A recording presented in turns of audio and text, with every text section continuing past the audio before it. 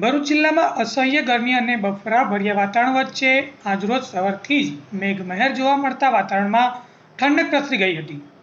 ભરૂચ જિલ્લાના શહેરી વિસ્તારો અને ગ્રામ્ય વિસ્તારોમાં વાદળોની ગર્જના સાથે મેઘરાજાનું આગમન થતાં જ લોકોમાં વરસાદના વધામણા કરવા માટે અનેરો ઉત્સાહ જોવા મળ્યો હતો। ભરૂચ અંકલેશ્વરમાં પણ વરસાદના આગમનના પગલે લોકોને અસહ્ય બફારો અને ગરમીમાંથી રાહત મળી હતી, તો બીજી તરફ પ્રથમ વરસાદી માહોલના પગલે રસ્તાઓ ભીના બન્યા હતા। સાથે સાથે કેટલાક સ્થળે વરસાદી માહોલમાં બાળકો નહાવાનો લૂપ્ત પણ ઉઠાવ્યો હતો।